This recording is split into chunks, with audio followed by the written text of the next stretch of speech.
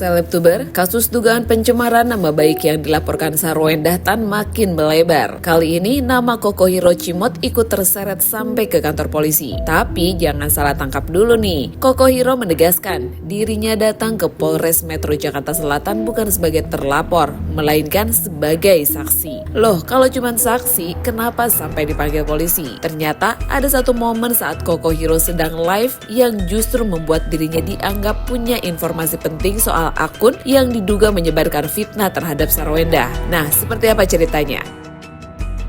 Koko Hiro Cimot baru saja menjalani pemeriksaan di Polres Metro Jakarta Selatan terkait laporan Sarwendah Tan. Didampingi kuasa hukumnya Minola Sabayang, Koko Hiro langsung memberikan klarifikasi bahwa dirinya sama sekali bukan pihak yang dilaporkan. Kedatangannya ke polisi murni untuk memenuhi panggilan penyidik sebagai saksi. Lalu kenapa Koko Hiro bisa ikut terseret dalam kasus ini?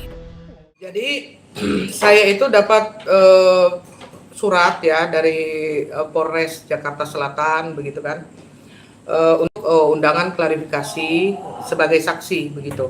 Nah, jadi ya sudah, saya datang ke sana sebagai warga negara Indonesia yang baik. Saya datang ke sana untuk memenuhi itu, dan saya berterima kasih juga kepada Polres Jaksel yang dengan sangat baik menangani perkara ini gitu.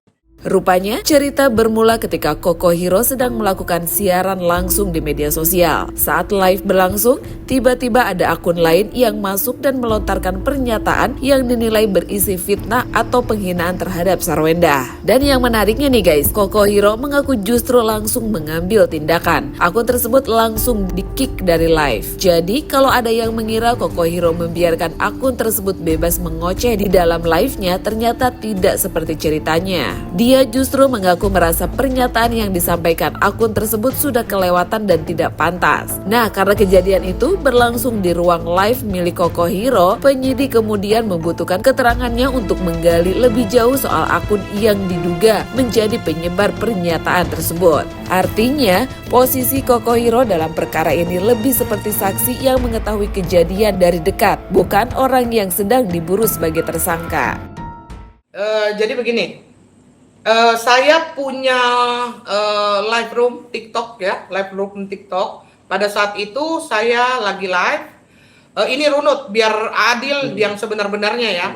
Jadi saya pada saat itu saya lagi live room. Jadi saudara W datang ke live room saya gitu dengan diduga mengatakan sesuatu hal-hal yang bagi kacamata saya itu menjelekkan, tapi masih diduga ya. Nah, setelah itu dia turun. Setelah dia turun, saudara L ini naik. Sebelum dia membuka mulut si saudara L ini, saya sudah bilang, "Hap, kalau kamu mengatakan sesuatu di sini, katakanlah dengan sopan dan santun." Sudah. Di situ dia mengatakan bahwa bla bla bla RO itu indikasi diduga dirugikan kan begitu. Saya masih mendengar. Terus akhirnya dia mengatakan menceritakan masa lalu dari saudara S begitu. Nah, kendati itu benar atau salah itu tidak ada menjadi urusan saya untuk mengklarifikasi begitu. Nah, kendati itu benar maupun salah.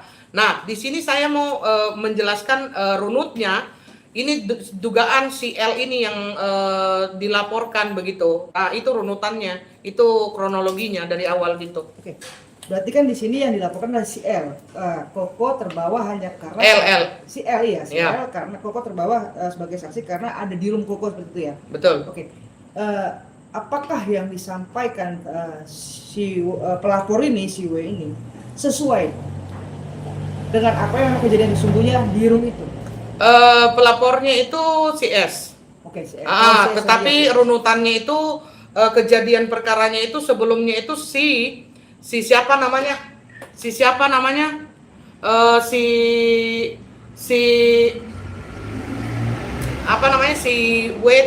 W naik dulu, habis si W turun, si L ini menceritakan itu gitu. Oke, pokoknya berarti pada prinsipnya di sini Koko hanya sebagai saksi ya, tidak lebih. Nah, di sini kan banyak yang tahu Koko sangat mendukung Koro Beni sendiri.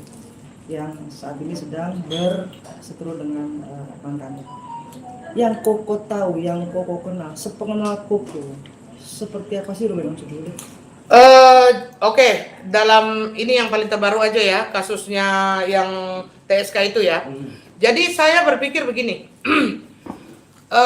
Ruben ini adalah sosok yang kuat banget menurut saya ya. Kendatipun itu nanti cobaan sama ujian itu datang sama dia, sungkem dia. Karena saking orang ini benar-benar diterpa segala macam pun dia tetap berdiri dengan kuat, dengan sabarnya begitu. Dan tidak semua manusia itu bisa seperti dia. Ada gak yang Koko tahu? Kita tahu lah ya, Ruben itu orang yang sangat bertanggung jawab apapun di sini. Apakah banyak di luar sana berspekulasi hutang ini berkaitan dengan biaya hidup yang begitu besar? Oke. Ini ketika ada sesuatu masalah seperti ini harus menjadi renungan kita semua. Bagaimana seorang ayah akhirnya punya tanda kutip ya, maaf kalau saya salah, berutang. Ayahnya berutang, anak-anaknya hidup demikian mewahnya. Berarti apa? Dia rela mati untuk anaknya. Dan kasusnya sendiri memang bukan perkara kecil nih guys. Sarwenda sebelumnya melaporkan sejumlah akun media sosial yang diduga secara masif menyebarkan fitnah, berita bohong, serta narasi negatif yang dianggap sudah menyerang kehormatan dan martabat keluarganya. Jadi wajar kalau penyidik sekarang mulai mengumpulkan keterangan dari berbagai pihak yang dianggap mengetahui bagaimana narasi tersebut beredar. Oke, informasi terbuka. Bertindak untuk dan atas nama klien kami Sarwenda yang diduga dilakukan oleh pemilik akun TikTok diantaranya Cancer, @andai05065, Sukabakso, _ayah04, Jaya Mulia, @mobil, dan fullcekdio, @full.cek.io, dan yang terakhir J2_P, J2_APS. Kalau kalian berpikir seperti itu, kalian coba di posisi saya sebagai seorang ibu yang tidak mau membedakan semuanya, tapi malah di framing yang lain kepada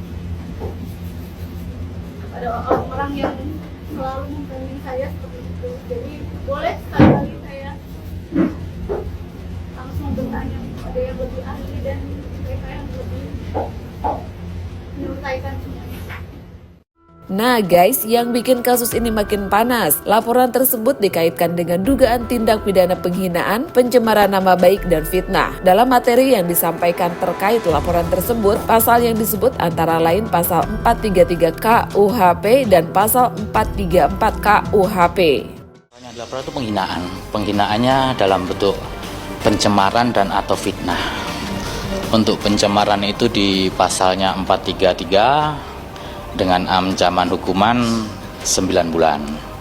Kalau untuk fitnahnya itu di pasal 434 ya, untuk ancaman hukuman 3 tahun.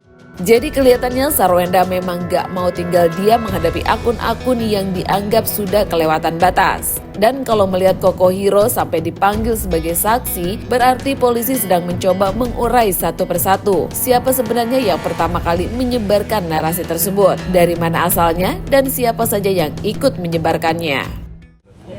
Laporannya udah ada semuanya. Terima kasih. Laporan terkait apa, Bu? Ya, jadi kehadiran kita hari ini di sini bukan baru yang pertama kali ya. Jadi hari ini kita datang menyerahkan bukti tambahan aja. Sudah ada laporan polisinya. Laporan Kita terkait apa? melaporkan beberapa akun media sosial yang diduga mencemarkan nama baik dari Ibu Sarwenda dan juga ada fitnah di sana. Jadi kita sudah buat laporan polisi, sudah ada. Sarwenda juga sudah diperiksa, diambil keterangannya, dan hari ini datang di sini agendanya menyerahkan bukti. Kasus seperti ini tentu langsung bikin netizen ikut nimbrung. Ada yang bilang nih, mendukung boleh, asal jangan menjatuhkan orang. Dukungan boleh-boleh saja, tapi jangan membuat narasi untuk menjatuhkan orang lain. Tapi ada juga netizen yang meminta Sarwenda fokus pada masalahnya dengan Ruben. Bukannya fokus sama masalahnya sama Ruben, malah netizen yang difokusin. Netizen pun mulai bertanya-tanya, apakah pemeriksaan ini nantinya bisa membantu polisi menemukan siapa pemilik akun yang sebenarnya, atau jangan-jangan masih ada nama lain yang bakalan ikut terseret. Nah, selebtuber, kalau Koko Hero cuma saksi, berarti siapa sebenarnya orang di balik akun yang diduga menyebar fitnah tersebut? Dan kalau polisi berhasil mengungkap pemilik akunnya, kira-kira bakal ada kejutan nama lain atau enggak nih? Yuk, gimana menurut kalian? Tulis pendapat di kolom komentar ya guys.